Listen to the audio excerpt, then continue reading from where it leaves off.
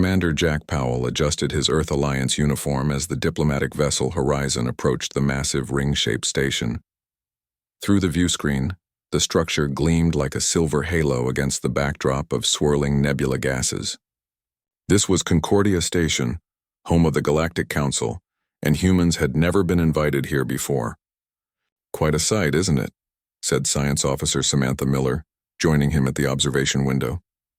Her eyes reflected the distant stars as she gazed out. Jack nodded. 27 advanced species meet here to decide the fate of hundreds of worlds, and now they want to talk to us. "They want to talk about the Krell," said military liaison Frank Carter, his voice low and serious. The muscular former soldier stood with perfect posture, arms crossed over his chest. "This isn't a welcome party." Cultural expert Diana Wright looked up from her data tablet. "The Council's invitation was polite but firm.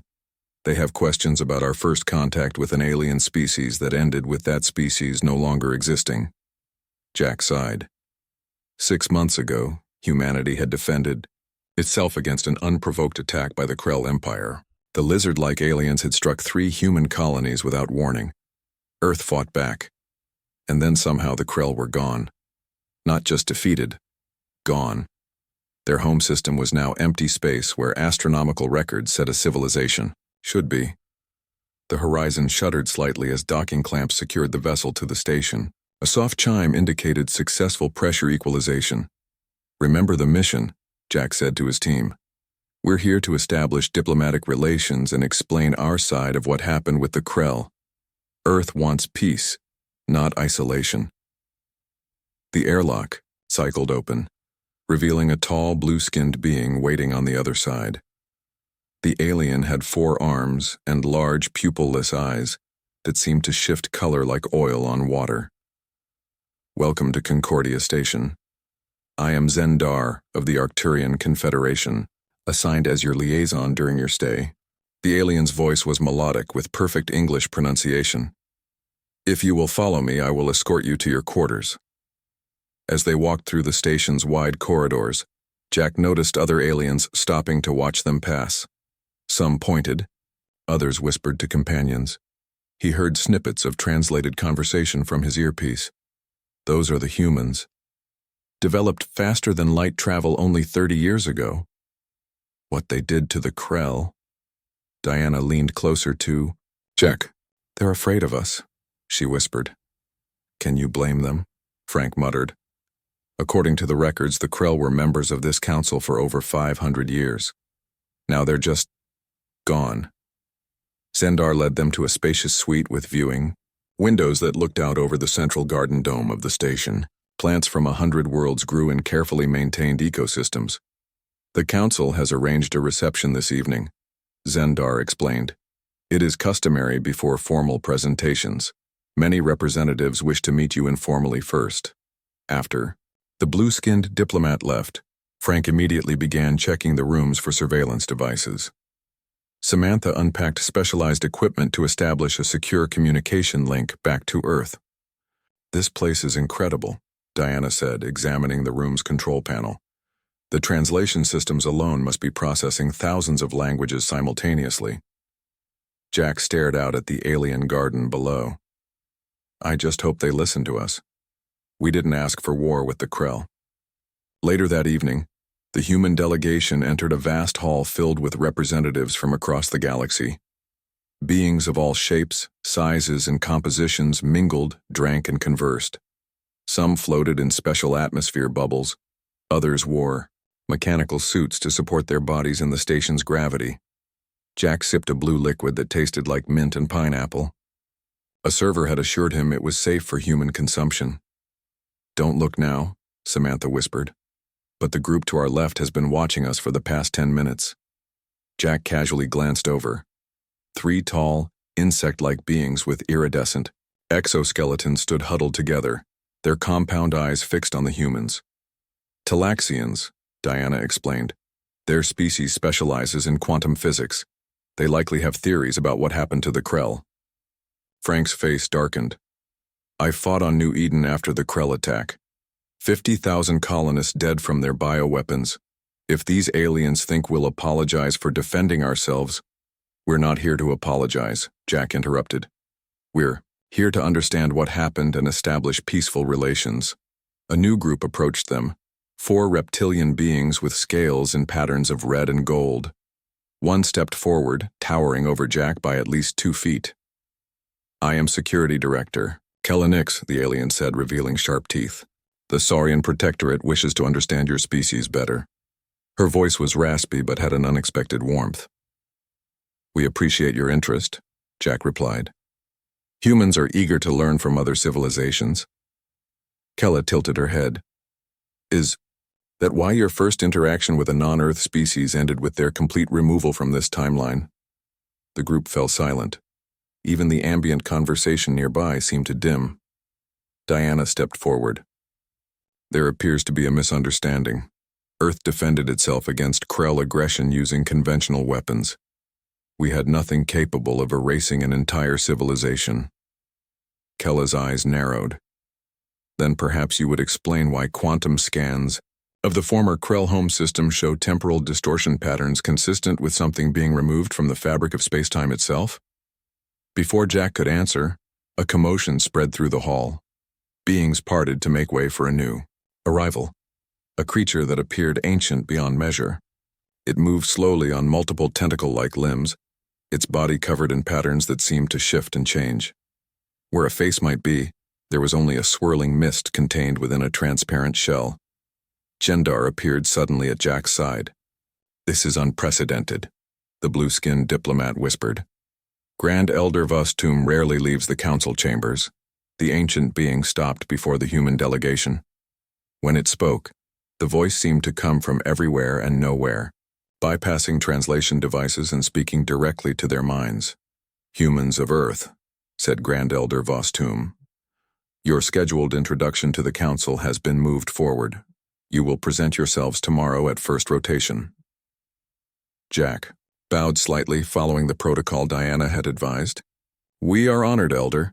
The swirling mist within the creature's head casing darkened. The council has questions about Earth's methods of warfare, questions that many find disturbing. The Elder's many limbs shifted position in what Jack guessed was the equivalent of crossed arms. You claim to be peaceful, yet an entire civilization vanished after encountering you. The council must determine if humans are a species that fights wars, or one that erases enemies from existence itself. With that pronouncement, the Elder turned and moved away, leaving the human delegation surrounded by wary, watching aliens. Jack exchanged glances with his team. Their mission had just become much more complicated. Well, Frank said quietly, so much for making a good first impression. Jack and his team entered the council chamber the next morning. The room was enormous, shaped like a perfect circle with rising tiers of seats facing a central platform. Representatives from 27 species sat in their designated areas, each surrounded by advisors and assistants. The chamber hummed with quiet conversation that stopped when the humans walked in. There are more of them than yesterday, Diana whispered. Some must have traveled overnight to witness this. Jack nodded. His throat felt dry. The fate of Earth might depend on what happened in this room today. The humans took their places on the central platform, standing beneath thousands of watching eyes. Above them, a massive holographic display showed the stars of the known galaxy, slowly rotating. Grand Elder Vostum floated to an elevated position. The ancient being's tentacle limbs moved in a pattern that seemed to have ritual significance. The swirling mist inside its transparent head casing changed to a deep purple. The Galactic Council recognizes the representatives of Earth. The Elder's voice echoed in their minds. This formal introduction was requested after humanity achieved faster-than-light travel. However, recent events have given our meeting new urgency. Jack stepped forward. Honored representatives of the Galactic Council, I am Commander Jack Powell, of the Earth Alliance. We come in peace and friendship, hoping to learn from your wisdom and share in the community of spacefaring civilizations. A few murmurs rippled through the chamber, not all of them hostile. Jack felt a small spark of hope. We understand you have questions about our encounter with the Krell Empire, Jack continued. Earth defends its people when attacked, but we seek peaceful relations with all species. Before Vostum could respond, a harsh voice cut through the chamber. Peace? You speak of peace? A massive, gray-skinned alien with bony ridges covering its face stood from the third tier. Its eyes glowed red with what looked like internal cybernetic enhancements. The Council recognizes General Zrek of the Morax Confederation, said Vostum. The gray alien pointed a clawed finger at the humans. These creatures claim to seek peace, yet their first contact with another spacefaring race ended. With that race being completely erased, the chamber erupted in shouts and calls for order. Vostum's tentacles waved in a complex pattern and silence gradually returned. We have evidence, General Zrek continued. The Morax Confederation sent scientific vessels to the Krell home. System after communication was lost. Zrek made a gesture, and the holographic display above changed. It now showed a star system, or rather, the empty space where a star system should have been. This is where the Krell homeworld orbited its sun for billions of years, said Zrek. Now there is nothing but empty space with unusual quantum disruptions. Samantha stepped forward. If I may address the Council? When Vostum nodded approval, she continued. I am Science Officer Samantha Miller. Our records show that Earth forces engaged Krell warships using conventional weapons, antimatter torpedoes, and gravity lances. Nothing in our arsenal could cause the effect you're describing. Then how do you explain this? Zrek pressed a control, and the hologram zoomed in to show readings of the empty space. Strange patterns of energy flowed where planets should have been. These are timeline fracture patterns, Zrek said. The Krell weren't just destroyed. They were removed from the fabric of reality itself. The chamber grew deathly quiet. Frank stepped up beside Jack, his military bearing evident. The Krell attacked 3 human colonies without warning or provocation. On New Eden, they tested biological weapons on our civilian population. 50,000 people died horrible deaths. We responded to protect our people, Jack added. But we used only conventional weapons. Earth has no technology capable of erasing matter from the timeline. A new voice joined the conversation, melodic and calm. Perhaps the humans speak truth. The evidence, while troubling, is circumstantial.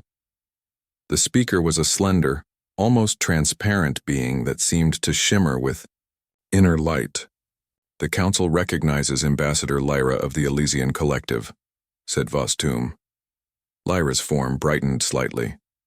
Humans are newcomers to space.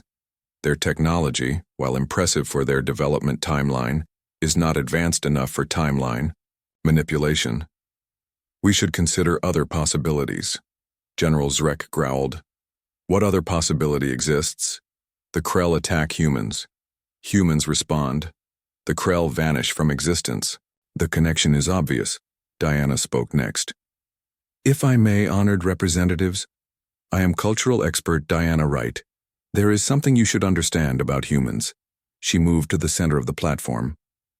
Many species in this council view war as a political tool or cultural ritual, something used to gain advantage or settle disputes before returning to normal relations. Diana's voice grew stronger. Humans see war differently. For us, war is an existential threat to be eliminated completely. When forced to fight, we focus on ending the conflict permanently, not prolonging it or managing it for advantage. General, Zrek laughed, a harsh sound. Is that a confession? You admit your species seeks to eliminate threats permanently? That is not what I meant, Diana said. Enough evasion, Zrek interrupted. We have intelligence reports about a human weapon called Project Omega. What is this weapon? Jack felt cold sweat form on his forehead. Project Omega was Earth's most classified research program, theoretical work on quantum manipulation that might someday allow for controlled adjustment of localized space-time. How do you know about that project? Jack asked quietly. The chamber went completely silent. Vostum's mist darkened. Then it exists. It's a research program, Samantha explained quickly. Theoretical physics only. We're decades, maybe centuries away from practical applications if they're even possible. Yet your scientists named this theoretical research Omega, the end, said Zrek. A weapon designed to not just kill, but to erase from existence itself. It is not a weapon, Jack insisted, and it was never deployed against the Krell or anyone else. The holographic display changed again, showing 3 other empty regions of space similar to the Krell system.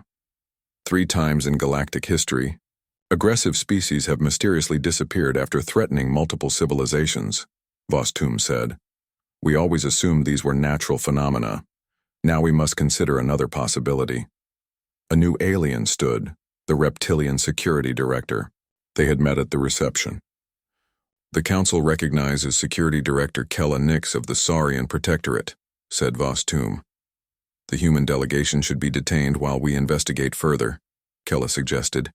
If they possess this technology, containment is critical for galactic security. Jack stepped forward to protest, but Vostum's tentacles waved in a final-looking pattern. The council will vote, the elder announced. The vote was quick and decisive. Only the Elysian Collective and 2 smaller delegations voted against detention. The human delegation will be confined to secure quarters while the council investigates these matters further, Vostum declared. Communication with Earth will be monitored.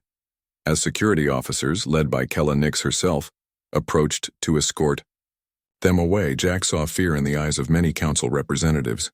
They weren't just suspicious of humans, they were terrified. The secured quarters were comfortable but clearly designed for detention.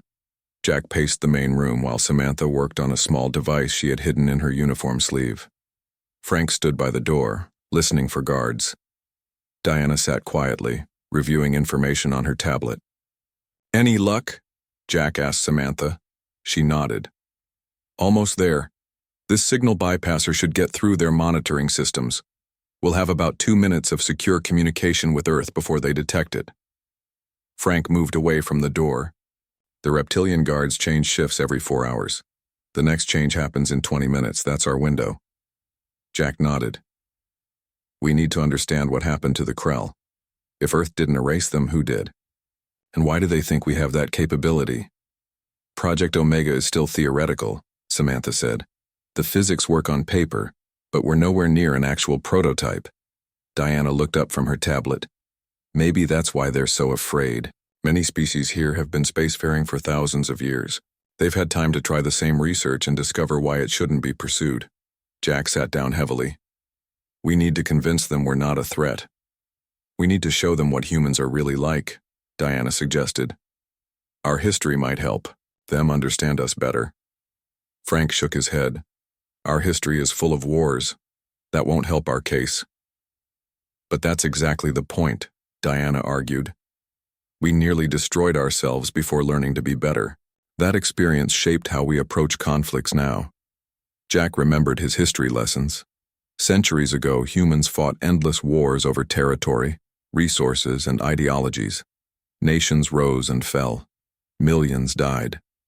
Then came the resource wars, the closest humanity ever came to extinction. After that devastation, Earth finally united and developed a new approach to existential threats. Humans don't fight wars to win territory or resources anymore, Jack said. We fight to end conflicts permanently. And that's what scares them, Samantha said, looking up from her device. Most species here use conflict as a tool. They don't truly want wars to end. Frank moved to the window that overlooked part of the station. War is profitable for some, creates power dynamics they can exploit.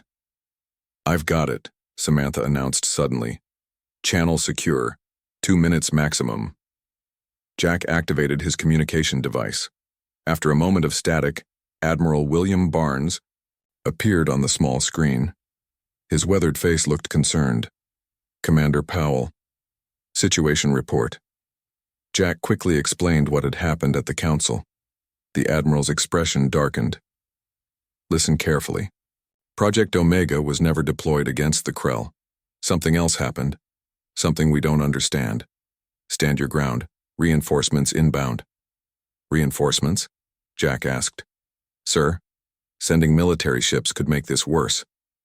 Not military, Barnes said. We're sending Professor. The transmission cut off suddenly. Samantha's device sparked and she dropped it. They detected us, she said. But we got the important part. Earth didn't cause the Krell disappearance. A memory surfaced in Jack's mind. When I was stationed on the colony of New Hope, I met a survivor from New Eden. Her name was Alice Bennett, an engineer. She lost her family in the Krell attack. The others looked at him, waiting for him to continue. Alice told me something I've never forgotten. She said the Krell soldiers stopped, in the middle of their attack. Just stopped. They looked up at the sky as if they heard something. Then they tried to run back to their ships. She said they seemed terrified, but not of us. Diana leaned forward. What happened then? The Krell ships just left, abandoned their ground forces. Our forces captured some, but they died within hours. Not from injuries, they just stopped living, like something vital was taken from them. The door to their quarters suddenly opened. Security Director Kella Nix entered, followed by 2 guards. I need to speak with the humans, she told the guards. Alone. The guards seemed uncertain, but followed her order and left.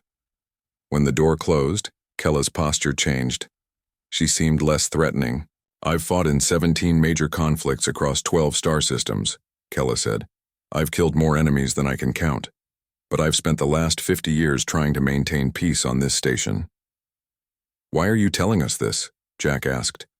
Because I recognize something in you humans, something most council members are missing. She moved closer. You don't glory in war. You endure it. Then you try to make sure it never happens again. Frank crossed his arms. So you believe we didn't erase the Krell? I believe you deserve a fair hearing. Kella activated a small device that projected a 3-dimensional image of the former Krell system. These quantum disruption patterns match 3 other cases in our history, all involving highly aggressive species that threatened galactic stability. Samantha studied the patterns. These energy signatures, they're not random. There's a pattern here, almost like a signature. Kella finished. Jack felt a chill run down his spine. You're saying some third party intervened when the Krell attacked us? Something powerful enough to remove an entire civilization from existence? Kella's reptilian eyes blinked slowly. Some council members don't fear you because you're warlike. They fear you because you're too efficient. Most species use war as a political tool, managing conflicts for advantage rather than resolving them completely. That's insane, Frank said. Is it? Kella asked. Permanent peace means permanent power structures. No opportunities for change, or advancement through conflict. Some would consider that frightening. So what happens now? Diana asked. The council has scheduled a special tribunal for tomorrow. 5 representatives from the founding species will hear your case. Kella moved toward the door. Be ready. Not all council members want the truth. Some just want you contained, or worse. After she left, the human team gathered around the table. We need to convince them we're not a threat, Jack said. Samantha looked troubled. But what if there is something out there? Something that protects emerging civilizations by removing aggressors from existence? If that's true, Frank said quietly, then we need to make sure we're never seen as aggressors. Diana's tablet chimed with an incoming message. She read it and looked up in surprise. It's from Admiral Barnes. He sent it through official channels this time. Her voice was filled with wonder. Reinforcements have arrived at the station. It's Professor Alan Rogers. The xenoarchaeologist? Samantha asked. Why him? The message says he knows what happened to the Krell, Diana replied, and he has proof. The special tribunal chamber was smaller than the main council hall, but no less impressive. 5 senior representatives sat at a curved table facing the human delegation. Jack recognized Grand Elder Voss Toom and Ambassador Lyra. The other 3 were new faces. A crystalline being that seemed to shift colors with each movement, a massive entity contained within a floating metal sphere, and a small gray figure with enormous black eyes. Security Director Kella Nix stood to one side, her reptilian features unreadable. General Zrek of the Morak sat at a separate table, clearly acting as prosecutor. This special tribunal will now examine the matter of the Krell disappearance and humanity's potential involvement, Vostum announced. The 5 founding species will evaluate all evidence presented. Jack and his team stood ready. Beside them was Professor Alan Rogers, who had arrived that morning. The professor was an older man with white hair and bright, intelligent eyes. He carried an ancient-looking metal case under one arm. Zrek rose first. Honored representatives, the evidence against the humans is clear. After contact with Earth forces, an entire civilization vanished from existence. Not merely destroyed, erased, from the timeline itself. The general activated a holographic display showing Krell warships attacking human colonies. The Krell were aggressive, yes, but their response to humans was extreme even for them. They detected something on Earth that frightened them enough to launch a preemptive strike. New images appeared, star charts and tactical plans recovered from captured Krell data systems. The Krell were planning galaxy-wide conquest, Zrek admitted. They saw humans as a test case for their new phase-shift weaponry, but that does not justify their complete removal from existence. May I respond? Jack asked. When Vostum nodded, he stepped forward. The Krell attacked 3 human colonies without provocation. On New Eden alone, they killed 50,000 civilians with biological weapons that caused slow, painful deaths. Jack's voice remained steady despite his anger. Earth defended itself, but we used only conventional weapons. Jack nodded to Samantha, who presented their defense records. Data streamed across the holographic display, showing Earth's military response, antimatter warheads, gravity lances, and standard fleet tactics. As you can see, Samantha explained, Earth forces engaged Krell ships with weapons that cause physical damage. Nothing in our arsenal could erase matter from the timeline itself. The crystalline being spoke, its voice sounding like wind through chimes. Yet the Krell are gone. If not by your hand, then how?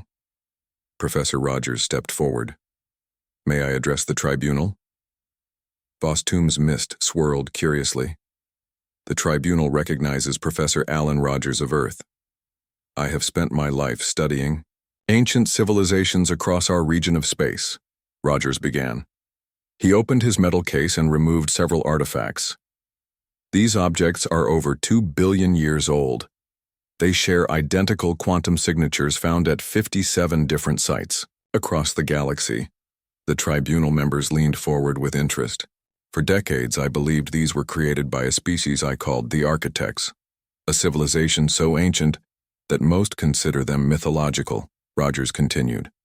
They appear to have seeded the galaxy with life billions of years ago before, apparently vanishing. This is fascinating but irrelevant, Zrek interrupted. We are discussing the Krell disappearance, not ancient history.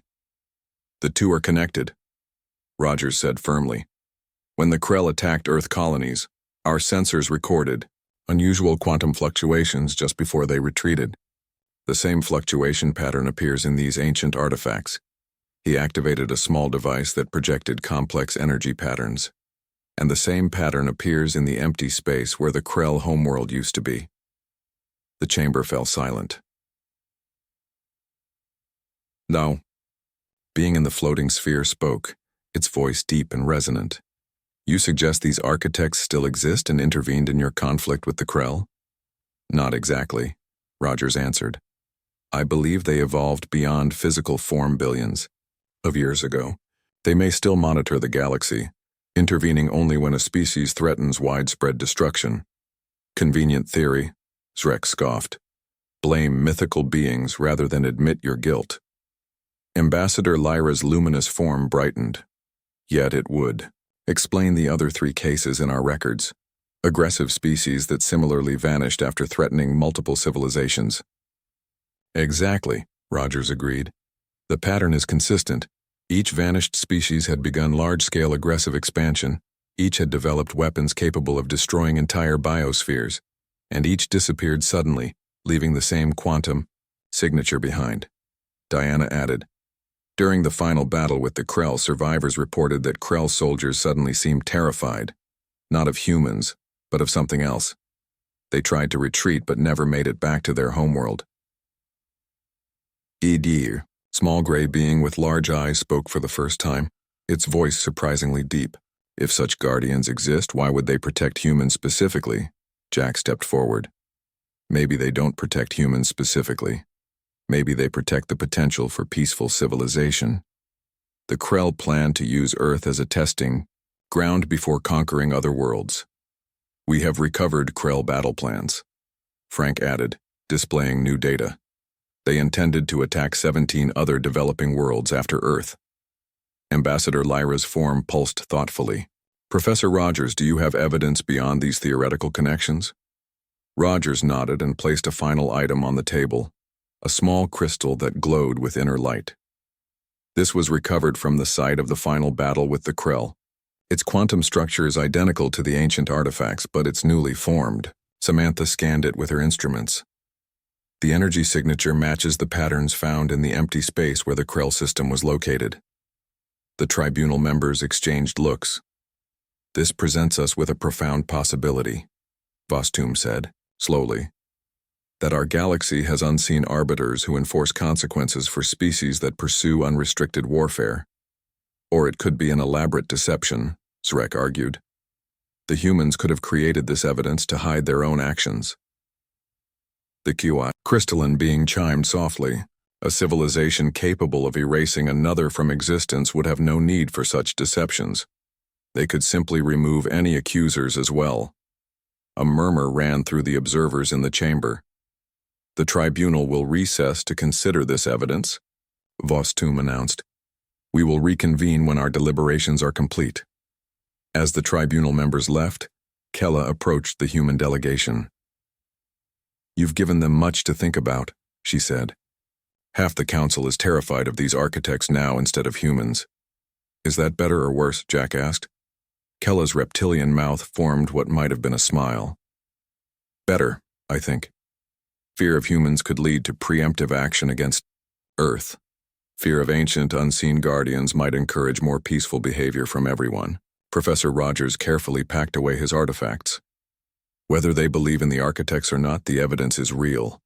Something intervened when the Krell attacked Earth. Something beyond our understanding. Jack looked around at the alien. Representatives filing out of the chamber, their conversations animated.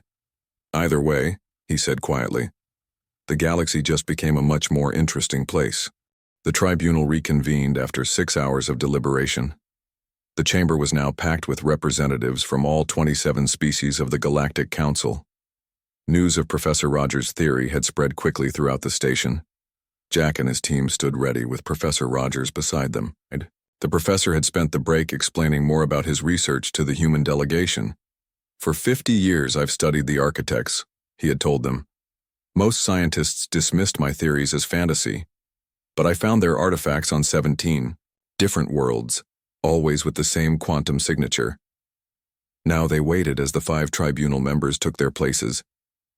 Grand Elder Vostum's mist swirled with unusual patterns, suggesting deep thought or emotion. This tribunal has reached a decision, Vostum announced. But first we wish to hear final statements from both sides. General Zrek rose first. Honored representatives, do not be misled by these human tales of ancient guardians. They offer no proof, only theories and coincidences. The simpler explanation is that humans possess timeline erasure technology and used it against the Krell. For the safety of all galactic civilizations, Earth should be quarantined and their technology confiscated. When Zrek finished, Jack stepped forward. Members of the tribunal, Earth does not possess the capability to erase a species from existence. We defended ourselves against Krell aggression using conventional weapons.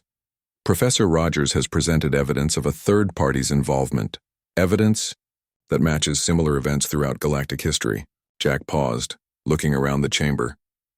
If such guardians exist, they represent something profound, that the galaxy naturally resists species who pursue unrestricted warfare. Perhaps this is why your council has maintained peace for so long. Not just through your own efforts, but because something greater encourages cooperation over conquest. The chamber remained silent as Jack finished. All eyes turned to the tribunal members, the crystalline being spoke first, its voice like wind chimes. We have examined the quantum signatures from the former Krell system and compared them to Professor Roger's artifacts. The match is undeniable. Ambassador Lyra's luminous form brightened. We have also reviewed historical records of the 3 previous species that mysteriously vanished. In each case, they had begun aggressive expansion campaigns against multiple worlds.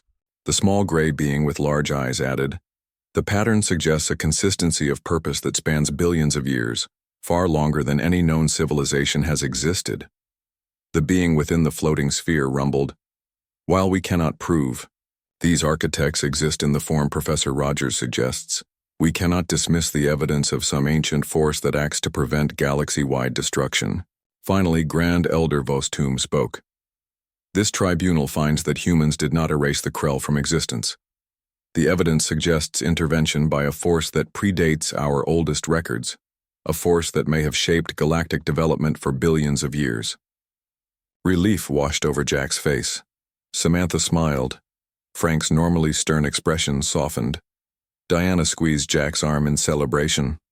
"Furthermore," Vostum continued, "we find that Earth defended itself appropriately against unprovoked Krell aggression. The human delegation is free to return to their vessel." The Elder's tentacles moved in a formal pattern. The Council will now vote on formal admission of Earth to the galactic community. The vote happened quickly. 21 species voted for admission, with only 6 opposing. The Morax Confederation, led by General Zrek, was among those opposed. "Earth is now officially recognized by the Galactic Council," Vostum announced. "Commander Jack Powell will serve as humanity's first ambassador until permanent diplomatic staff can be arranged." After the session ended, many representatives approached, the humans with questions and congratulations. The mood had shifted dramatically from fear to curiosity. Later that evening, Jack stood on an observation deck overlooking the vast garden dome. Stars shone brightly through the transparent ceiling. He heard footsteps and turned to see Kella, Nix, approaching. "Ambassador Powell," she said, using his new title. "Congratulations on your appointment." "Thank you, Director Nix," Jack replied. "And thank you for your help. Without you, I'm not sure we would have received a fair hearing." Kella moved to stand beside him at the railing. "The Council needed to hear your perspective. Too many species here have forgotten what it means to truly value peace." "We had to learn it the hard way," Jack said. "Humans nearly destroyed ourselves before we understood the true cost of war." "Perhaps that's why they chose to protect your world," Kella suggested. "The architects?" Jack asked. "If they exist, I wonder why they remain hidden." Kella's reptilian eyes reflected the starlight. "Perhaps advanced enough beings no longer need recognition or power. Perhaps they simply wish to nurture potential." They stood in comfortable silence for a moment, watching the stars. "The Council has existed for over 10,000 years, Kella said. "We thought we understood the galaxy and our place in it. Now we must reconsider everything." "Change can be difficult," Jack acknowledged. "But necessary," Kella replied. "Many Council members are already discussing what these discoveries mean for our approach to developing worlds and conflict resolution." Jack smiled. "In less than a week, we went from being feared as destroyers to being welcomed as equals. That's quite a change." "Your approach to warfare intrigues many species here," Kella said. "We humans don't fight wars to win territory or resources," Jack explained. "We fight to end the fighting itself. We seek permanent solutions to conflict rather than managing it indefinitely." Kella nodded thoughtfully. "Perhaps you humans aren't so different from the architects after all." Jack looked up at the stars with new wonder. "If they're out there, watching over the galaxy, I hope we live up to their expectations." "I believe you will," Kella said, on knee. The other side of the garden dome, Professor Rogers was showing his artifacts to a group of fascinated alien scientists. Samantha had joined them, her scientific curiosity fully engaged. Frank and Diana were meeting with representatives from trading worlds, beginning the work of establishing economic relations. A new chapter had begun for humanity, no longer alone, in the universe but part of a complex galactic community, and somewhere perhaps ancient guardians watched over them all, guiding the galaxy toward a future where cooperation trumped conquest and peace was more than just a temporary pause between wars. As Jack continued gazing at the stars, he wondered what other mysteries the universe held, waiting to be discovered. Whatever challenges lay ahead, humanity would face them not as conquerors or victims, but as seekers of knowledge and guardians of peace. And that, he thought, was something worth protecting.